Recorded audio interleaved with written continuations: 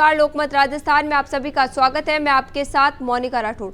मध्य प्रदेश के नीमच जिले के अठाना गांव के रहने वाले कृष्ण कुमार धाकड़ यूपीएससी की पढ़ाई छोड़कर हथकड़ी पहनकर चाय की दुकान चलाते हैं और उन्होंने अपनी चाय की दुकान का नाम 498 टी कैफे रखा है और चाय की दुकान में एक वरमाला और सहरा भी सजा रखा है।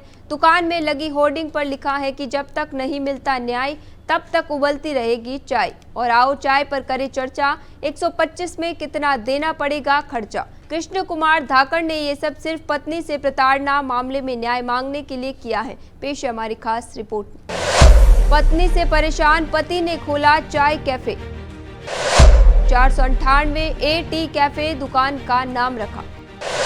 जब तक नहीं मिलता न्याय तब तक उबलती रहेगी चाय।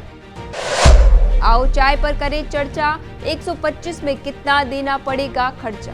कृष्ण कुमार धाकड़ की 2018 में शादी हुई थी। शादी के बाद धाकड़ ने पत्नी के साथ मधुमक्खी पालन की ट्रेनिंग ली और मधुमक्खी पालन का कारोबार शुरू कर दिया।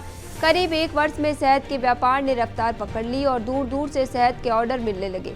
वहीं 2022 में धाकड़ की पत्नी अचानक रूठकर मायके चली गई, जिसके बाद व्यापार पूरी तरह से ठप हो गया। कुछ माह बाद पत्नी ने धाकड़ के खिलाफ घरेलू हिंसा और दहेज प्रताड़ना को लेकर आईपीसी की धारा 498 और खर्चा मांगने के लिए धारा 125 के तहत न्यायालय में प्रकरण दर्ज करवा लिया।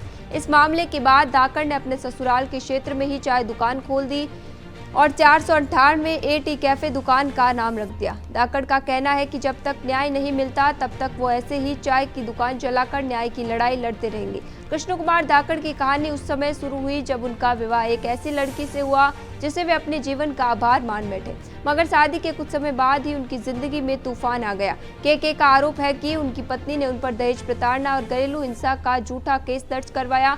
पिछले 3 सालों से वे इस कानूनी जंग में उलझे हुए हैं। उनकी पत्नी ने उनसे 25 लाख रुपए और हर महीने 30,000 रुपए खर्चे की मांग की है। इस प्रताड़ना ने के को न केवल आर्थिक और मानसिक रूप से तोड़ा बल्कि उनके सपनों को भी चकनाचूर कर दिया।